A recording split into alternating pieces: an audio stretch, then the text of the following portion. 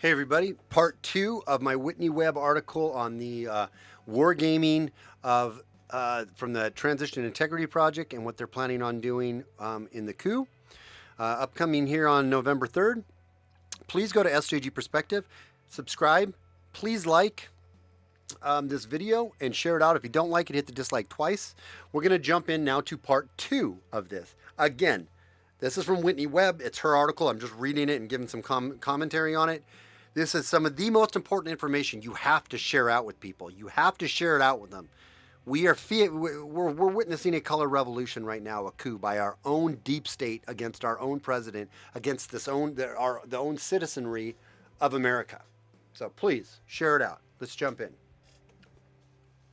The Unipart. In the last episode, we covered just basically how everything that they're doing, they're setting up this transition integrity project is it says it's bipartisan, but it's very left leaning, very anti-Trump, and they're wargaming out all the scenarios that possibly could happen and what they're going to do to make sure they're going to get this election, whether or not Donald Trump wins. The Uniparty's war games. Members of the Transition Integrity Project met in June to conduct 4 war games that simulated a dark 11 weeks between Election Day and Inauguration Day, in which Trump and his Republican allies used every apparatus of the government, the Postal Service, the state lawmakers, the Justice Department, the federal agents, and the military to hold on to power, and Democrats took to the courts and the streets to try to stop it, according to a report from the Boston Globe.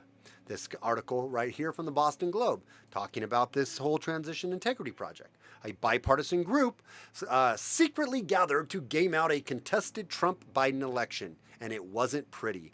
Well, it isn't bipartisan, guys, in your most organic, truthful sense, right? It's very unified. And then the unification is they hate Trump.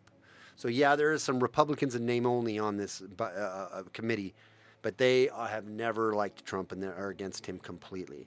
One of the things in this last paragraph we read, it said members of the TIP in June conducted war games that simulated a dark 11 weeks. I want you to remember that dark 11 weeks, dark winter, dark, dark, dark. It's being fomented right now by the left.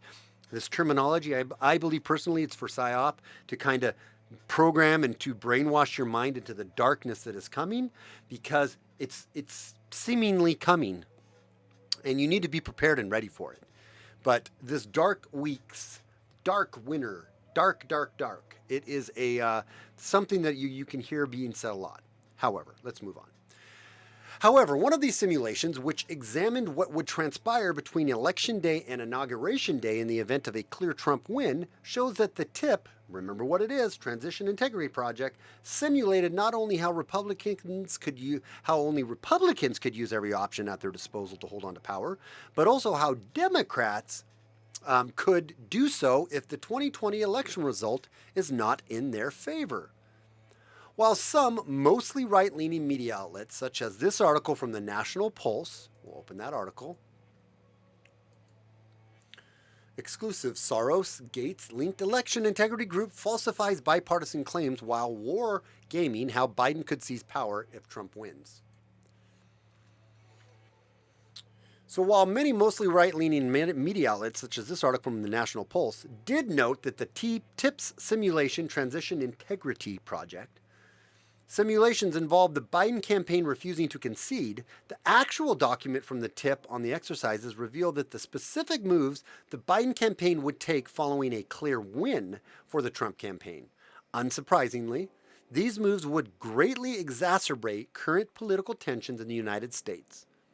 And the end result that the TIP claims they were created to avoid, gravely undercutting the official justification for their simulation, as well as the group's official reason for existing.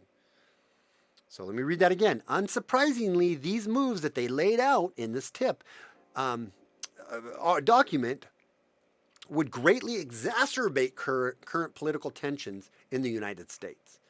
So what they're laying out, saying, hey, how can we make sure we have a smooth transition? Everything they laid out is anything but a smooth transition, except if if Biden wins and Trump doesn't contest and Biden gets into office. Anything short of that is going to be hell on this country, all designed through these war gamings of these people mostly from the left, quite honestly. It says, in the tips clear Trump win scenario, Joe Biden, let's read that too. What is the tip, Transition Integrity Project? What do they call a clear win for Trump? Let's go down to page 17.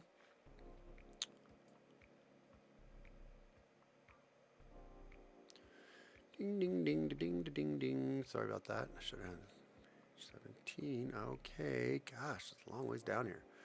Okay. This is what they say if Trump clearly wins. Game 3.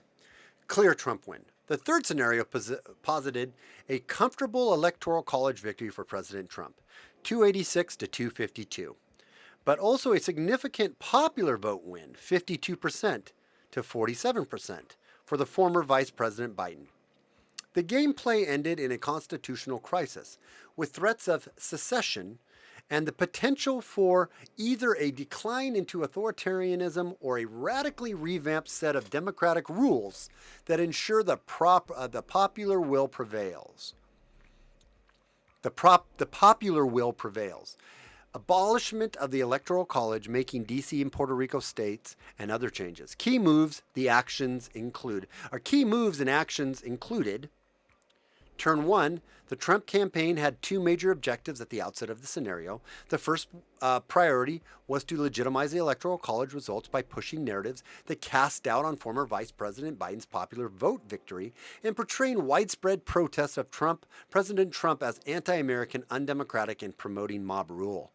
The Trump campaign planted agent provocateurs into protests throughout the country to ensure these protests turned violent, and helped further the narrative of a violent insurrection against a lawfully elected president. So they're already setting up the fact that any violent protests are Trump provocateurs, right? Agent provocateurs for Trump. That it isn't just the left wing or the BLM or Antifa or Operation Disruption or any of those. It's all agent provocateurs from the Trump side. The second Trump campaign priority was to consolidate power to reduce or eliminate the deep state and broader institutional resistance to President Trump's agenda for his second term. Specific measures included selective promotions of military personnel with pro-American views, rushing judicial nominations. Oh, interesting. They're already throwing that out there, right?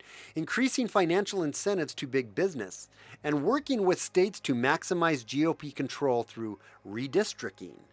Redistricting's already been all thrown around the last couple months. The GOP elected officials team was supportive of Trump's efforts to crack down on protests. Establishing law and order and defeating the anarchists was a unifying call, but they pressed President Trump to slow down on the campaign's more aggressive and overt efforts to consolidate power, partly out of concern that they would lose the support of the moderate Democrats needed to publicly declare Trump's victory legitimate. The most consequential actions of the first term was the Biden's campaign retraction of its election night concession. It capitalized on the public's outrage that for the third time in 20 years a candidate lost the popular vote but won the electoral vote, or college.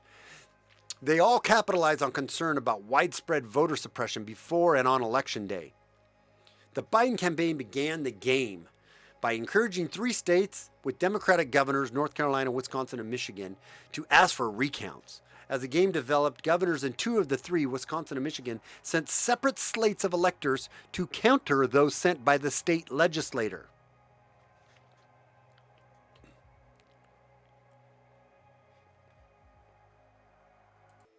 Sorry about that. Anyways, the Michigan, Wisconsin, Carolina, in this war game scenario, they send separate slate electors to counter those by the state, which is basically the will of the people, right? Anyways, you can go on and read some of what that war game. She's going to touch on it again here. So, in the tips, we're going to recover this here. In Tips Clear Win scenario, Joe Biden playing the war games by John Podesta, Hillary Clinton's 26th manager, and Chief of Staff, former President Bill Clinton. I'm going to reread that. I apologize. In the Transition Integrity Project's Clear Trump Win scenario, Joe Biden played in the war game by John Podesta, Hillary Clinton's 2016 campaign manager and chief of staff, former President Bill Clinton, retracted his election night concession and subsequently convinced 3 states with Democratic governors, North Carolina, Wisconsin, Michigan, to ask for recounts. Then, the governors of Wisconsin and Michigan sent separate slates of electors to counter those sent by the state legislator to the Electoral College, which Trump had won, in an attempt to undermine, if not prevent, that win. Next, the Biden campaign encouraged Western states, particularly California, Oregon, and Washington, and collectively known as Cascadia, to secede from the Union unless congressional Republicans agreed to a set of structural reforms. Subsequently, with advice from former President Obama, which Obama's been getting all up in the campaigning as of late, this is all going to happen, guys. I know this is all a war game, but this is what's going to happen. I'm giving you it's all out there for anybody to know. But what I'm saying right now, it's going to happen. This is how it's going to go down. The Biden campaign laid out those reforms as following. Give statehood. This is blackmail, by the way. We didn't win, so we're going to blackmail so we never lose again. Give statehood to Washington, D.C. and Puerto Rico. Divide California into 5 states to more accurately represent its population in the Senate. Require Supreme Court justices to retire at 70. And eliminate the Electoral College. In other words, these structural reforms involve the creation of what essentially amounts to having the U.S. be composed of 56 states, with the new states set to ensure a perpetual majority for Democrats, as only Democrat majority areas, D.C., Puerto Rico, and California, are given the new statehood. Notably, in other scenarios where Biden won the Electoral College, they did not ask for this elimination. Democrats did not support the elimination of the states and the breaking up of the states. It's only when they lost.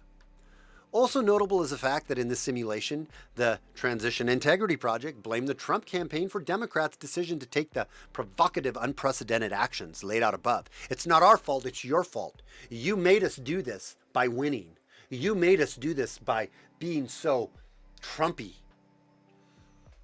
Asserting that Trump's campaign had created the condition to force Biden campaign into taking these actions by doing things like giving an interview to The Intercept, which he, Trump, stated that he would have lost the election if Bernie Sanders had been nominated, instead of Biden as the Democrat presidential election. So instead of Trump pointing out what quite honestly is probably the truth, and him pointing this out, right, because he did these things, because he's casting doubt on the corruption of the DNC, he forced the hand of the DNC to be fully corrupt.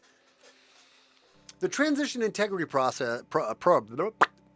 Project also claimed that the Trump campaign would seek to paint these provocative, unprecedented actions as the Democrats attempting to orchestrate an illegal coup, because that's exactly what they're doing, despite the fact that that is essentially what those actions entail.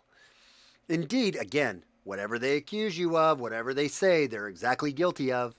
Indeed, in other simulations where Trump campaign behaved along these lines, the Transition Integrity Project's rhetoric about this category of extreme action is decidedly different.